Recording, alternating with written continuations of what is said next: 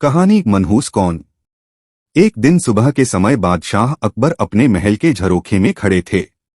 उसी समय एक ऐसा व्यक्ति महल के नीचे रास्ते से गुजरा जिसके बारे में कहा जाता था कि वह मनहस है और सुबह सुबह जो भी उसकी सूरत देख लेता है उस दिन वह मुसीबतों से घिरा रहता है।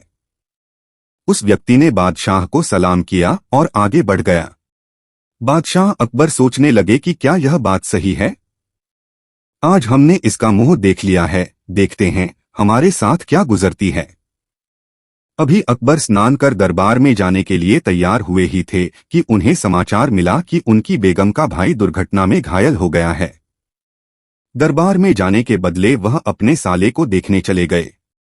लौटते वक्त महल की सीढ़ियों पर चढ़ते समय उनका पांव फिसल गया और पैर में मोच आ गई।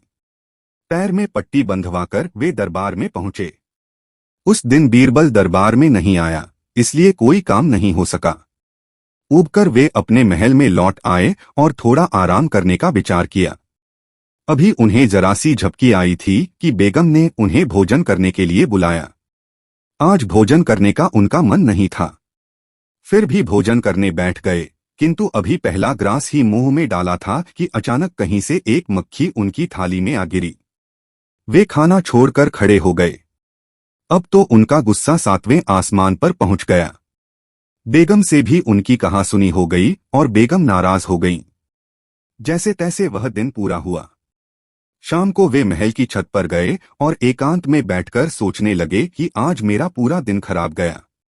ऐसा पहले कभी नहीं हुआ था, आज ही ऐसा क्यों हुआ। यह जरूर उस मनहूस की सूरत देखने का परिणाम है। उन्होंने उसी समय सिपाहियों को हुक्म दिया कि उस मनहूस को गिरफ्तार करके हमारे सामने पेश किया जाए। सिपाही फौरन उसे पकड़कर ले आए। बादशाह ने उसे फांसी की सजा सुनाई। दरबारियों के पूछने पर उन्होंने पूरी बात बताई कि किस प्रकार इसका मुंह देखने पर उन्हें पूरा दिन परेशान रहना पड़ा। खबर बीरबल तक भी पहुंची। उन्हें यह गरीब मार होती अच्छी नहीं लगी। वे सीधे कारागार पहुंचे और उस व्यक्ति से मिले और कुछ समझाकर लौट आए। फांसी के दिन सिपाही उसे फांसी के तख्ते के पास ले गए। फांसी देने के पहले कोतवाल ने उससे उसकी अंतिम इच्छा पूछी। उसने कहा, कल सुबह बादशाह ने मेरा मुंह देखा था, इसलिए उन्हें कुछ तकलीफें उठानी पड़ी। कल ही मैंने सबसे पहले उनका मुंह देखा था, इसलिए मुझे आज फांसी पर चढ़ना पड़ रहा है। कोतवाल साहब, आप दरबार में जाकर बादशाह, दरबारी और नगर की जनता को मेरा यह संदेश पहुंचा दें कि आज से सुबह के समय कोई बादशाह का मुंह न देखे। जो भी व्यक्ति सुबह के समय बादशाह का मुंह देखेगा उसे मेरी तरह फांसी पर चढ़ना पड़ेगा। बस यही मेरी अंतिम इच्छा है। उस व्यक्ति की यह बात सुनकर कोतवाल स्तब्ध रह गया। कैदी की अंतिम इच्छा पूरी किए बिना उसे फांसी नहीं दी जा सकती थी।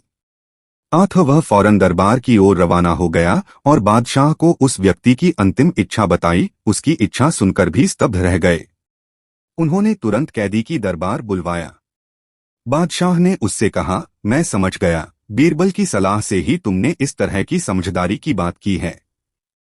मुझसे वाकई अन्याय होने जा रहा था। जाओ, मैं तुम्हारी सजा माफ करता हूँ। बादशाह ने उस व्यक्ति को 500 मुहरें भी भेंट में दी। वह व्यक्ति खुश होकर चला गया। एक निर्दोष के प्राण बचाने के लिए बादशाह ने बीरबल का बहुत आभार माना। वीडियो अच्छी लगी है तो लाइक करें। ऐसी ही अन्य प्रेरणादायक हिंदी कहानी देखने के लिए हमारे चैनल को सब्सक्राइब करें।